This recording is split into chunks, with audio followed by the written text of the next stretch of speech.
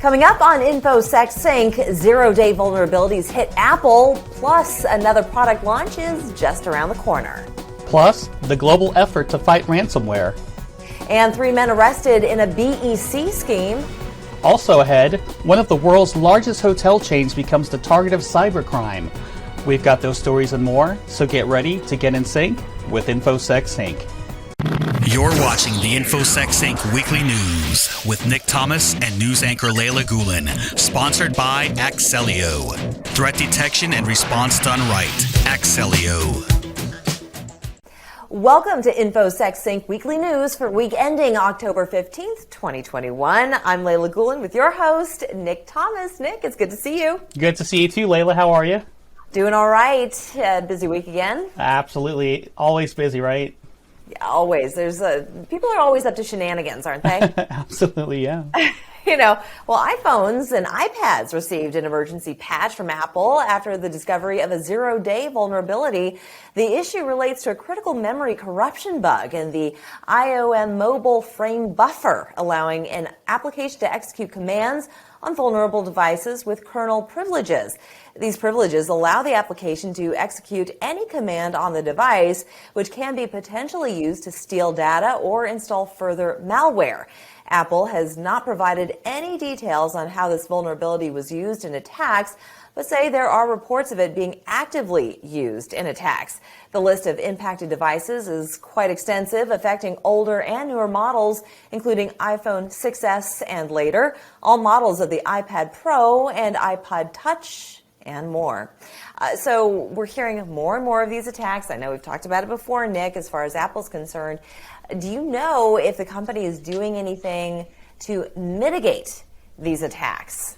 Well, on one of their products coming up, I believe the MacBooks, they are looking at getting away from the Intel chipset, so that's going to curb a lot of ransomware there and a lot of vulnerabilities.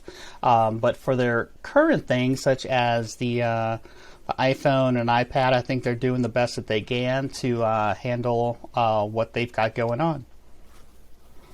So anyway, we've got more to come. And speaking of that, after the break, Apple launching more new products. We'll be right back. Are you concerned the next news headline on a security breach includes your company name? In a recent IBM cyber report, 51% of all interviewed organizations reported a significant business disruption during the past 2 years due to a cybersecurity incident, while organizations using 50-plus security tools rank themselves lower in their ability to detect and respond to an attack, with the average security operation team using 70 tools. If more tools and data are not the answer, what can you do? Axellio works with you to optimize a threat detection and response solution to fit your environment to prevent tool and data overload. We leverage and optimize your existing infrastructure, enhanced with the Axellio platform as necessary, utilizing open source solutions where applicable. And we work closely with you to deploy, configure, document, and educate your team. Axellio, let's create the right security solution for your environment. Welcome back to the show.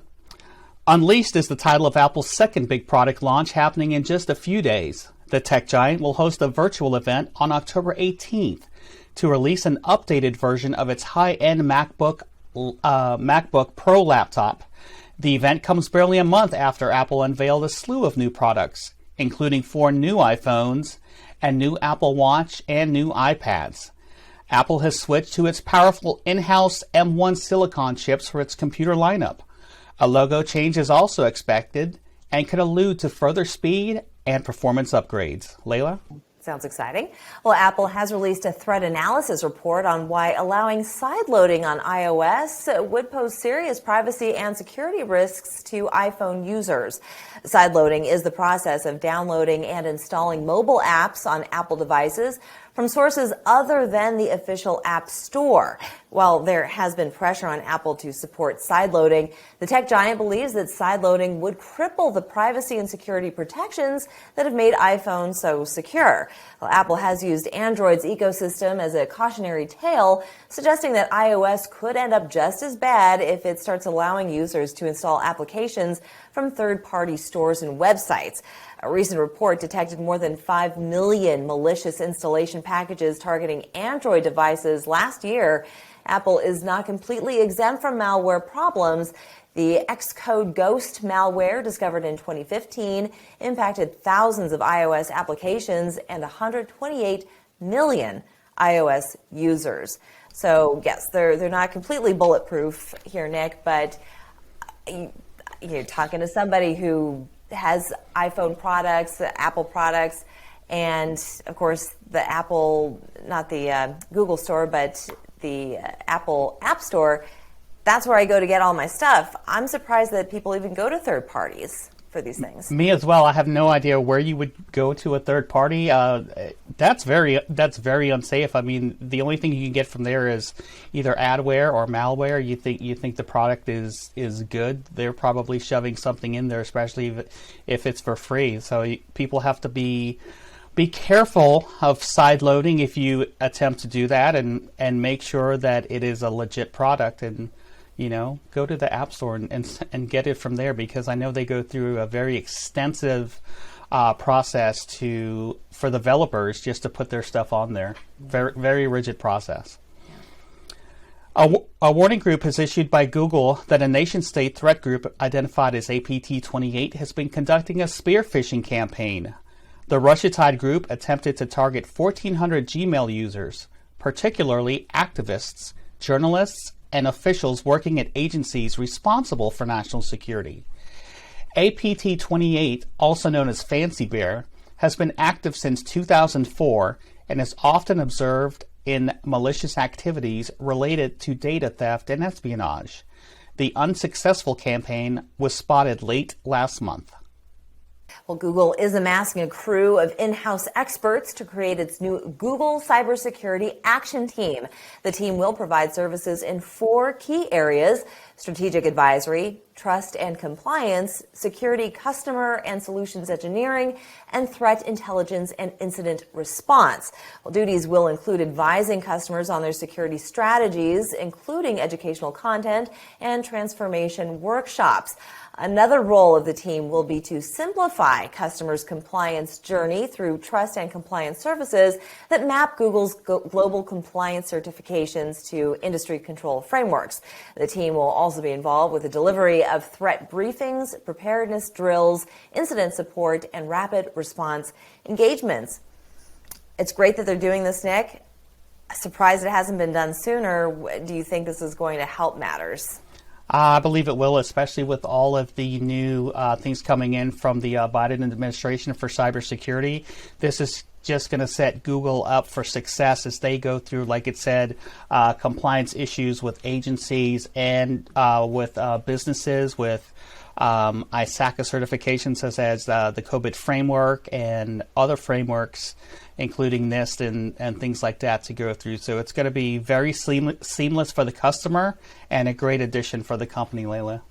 Very interesting. Well, it's time for a break. When we return, it's the biggest threat this country faces. We'll be right back. Many organizations are protecting their environment through perimeter defense using a combination of firewalls, IDSs, IPSs, and endpoint protection. Even though cost-effective, recent events have shown that perimeter defense, even though necessary, is not sufficient when it comes to threat detection and response. And once a threat actor penetrates these defenses, what tools do you have to detect their every move or to stop their preparations for ransomware attacks or data exfiltration? At Excelio, we believe that comprehensive network visibility across your network, inside and out, is essential to identify and respond to today's threat actors. Packet Express provides the network visibility and contextual data to detect, prioritize, and mitigate threats, no matter where they hide. Excelio, threat detection and response solutions with Packet Express, the network visibility hub. Lawmakers are using cryptocurrency infrastructure as a major focus to get the Biden administration to more actively combat ransomware. 2 senators and 2 congressmen sent letters to various departments in an effort pushed for stronger coordination between them to address the role of cryptocurrency in facilitating cyber attacks. The lawmakers say cryptocurrency has facilitated explosive growth, by offering easy, fast, and difficult to trace methods for laundering illicit gains. They say the attackers reside largely within Russia, China, and North Korea. The Department of Justice recently announced it will create a National Cryptocurrency Enforcement Team, or NCET, to trace and help recover assets lost to fraud and extortion, including crypto payments to ransomware groups. Well, the White House National Security Council has kicked off its International Counter-Ransomware event along with more than 30 other countries. The goal is to improve global network resilience, address illicit cryptocurrency use, and elevate both law enforcement collaboration and diplomatic efforts. Some experts raise the question as to when these threats will cease being law enforcement problems and demand military response. Last year, ransomware payments reached over $400 million globally. So far, ransomware payments have topped $81 million in the first quarter of 2021. The U.S. is applying anti-money laundering, countering the financing of terrorism requirements on virtual currency businesses and activities, while the Treasury Department is leading efforts to implement international standards on financial transparency around virtual assets. Russia and China were both absent from the summit and remain a focus of the Biden administration. Yeah, I guess that last part, not really a huge surprise there, Nick.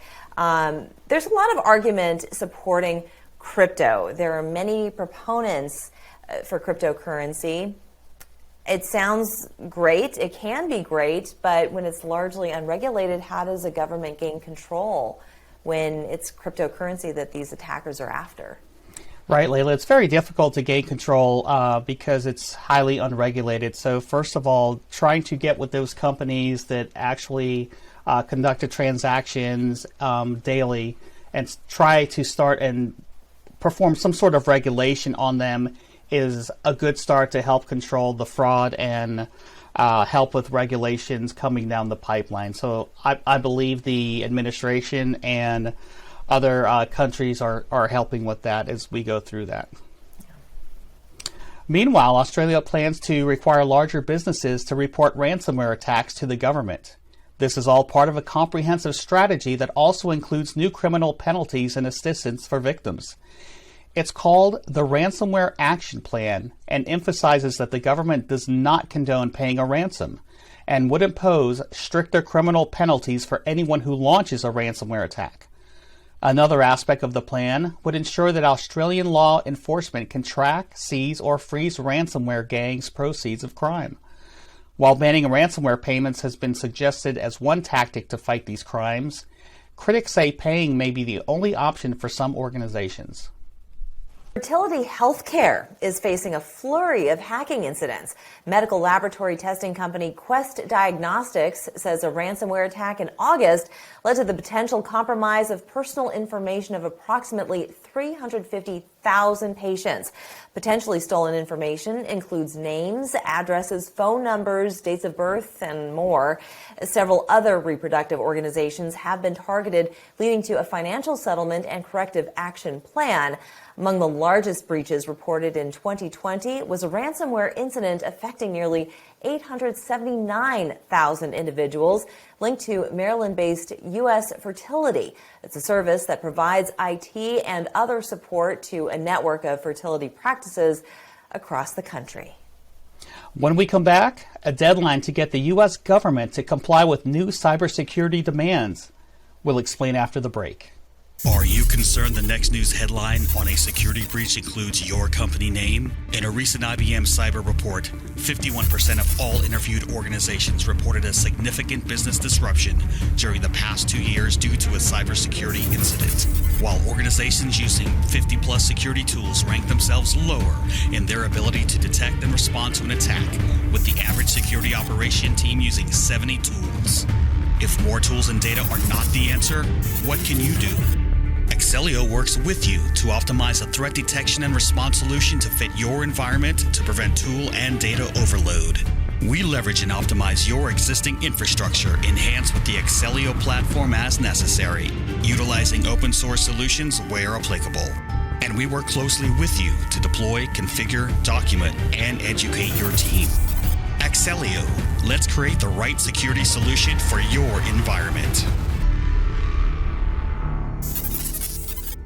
The White House is giving federal agencies 90 days to allow the Cybersecurity and Infrastructure Security Agency to access existing deployments of endpoint protection within the U.S. government. It is also setting timelines for improving the protection of endpoints, from workstations to mobile phones and servers. The directive stems from President Joe Biden's executive order on cybersecurity. The order demands evaluation of software and mandates that executive branch agencies deploy multi-factor authentication, endpoint detection and response, and encryption. CISA has also just released the first version of its Trusted Internet Connections 3.0 remote user case to outline security measures for agencies allowing remote users on their network. Leyla? Nick, are there privacy concerns with these new rules? I understand, what they're trying to do is to really crack down and to safeguard all of these systems and the people using them.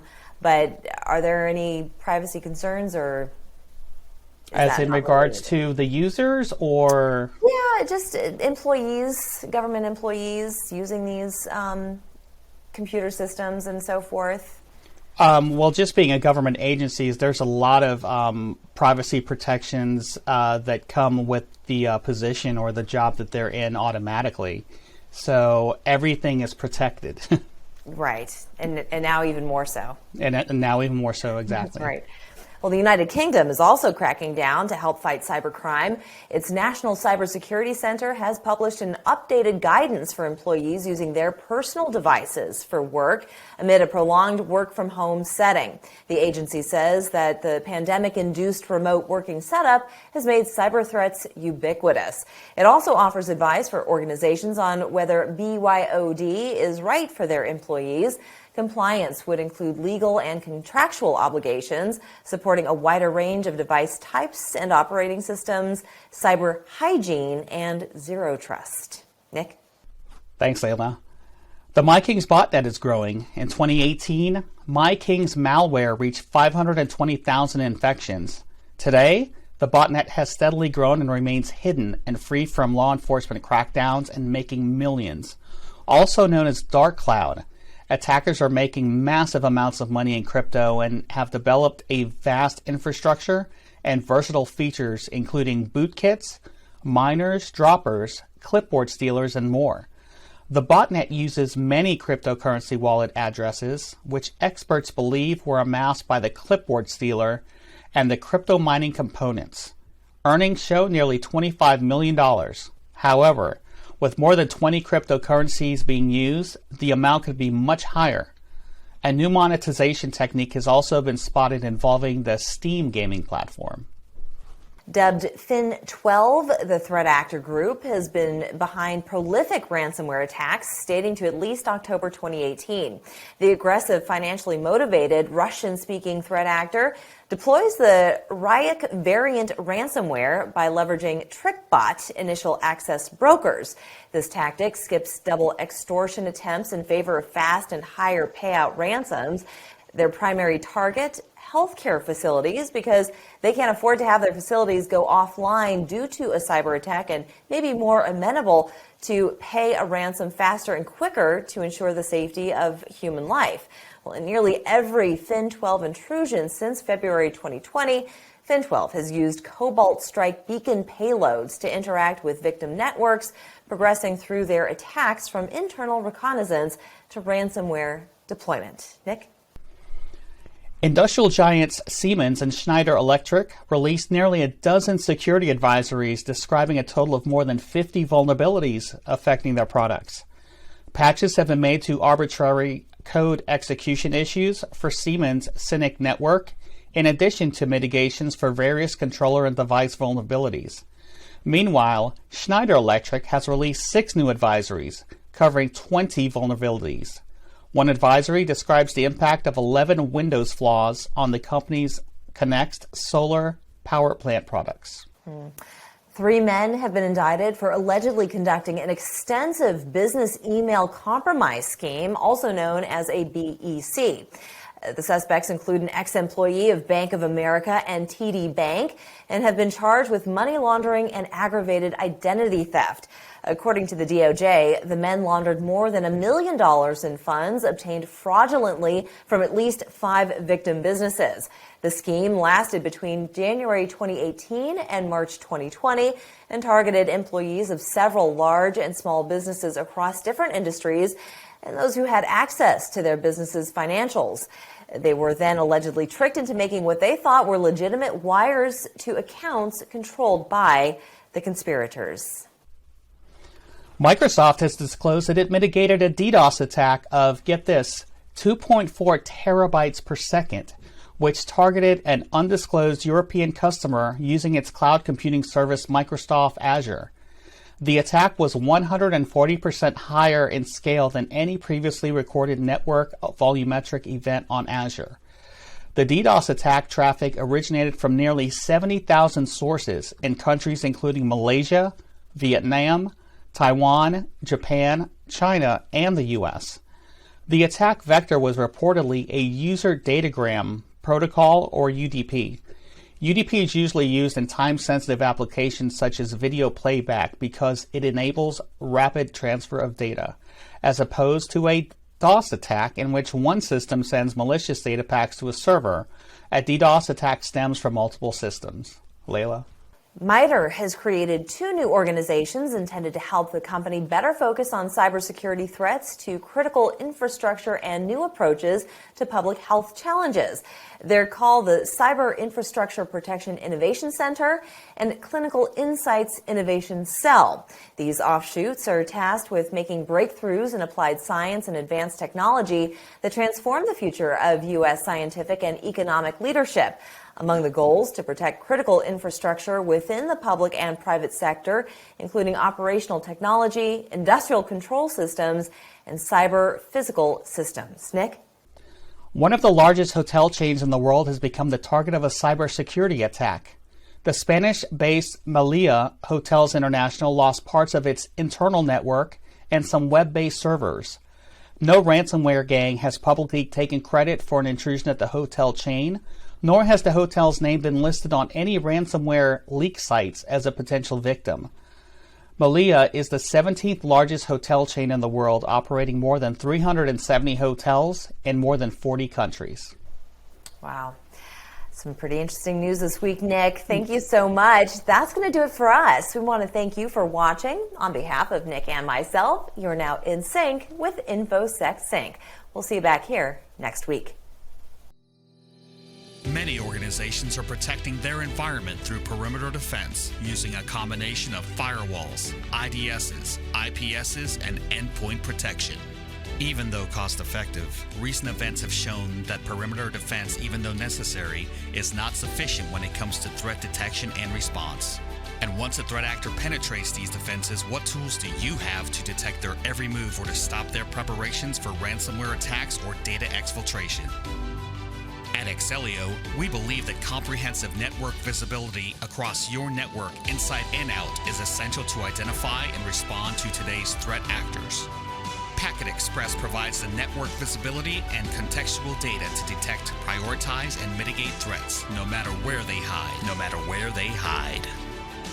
Excelio, threat detection and response solutions with Packet Express, the network visibility hub.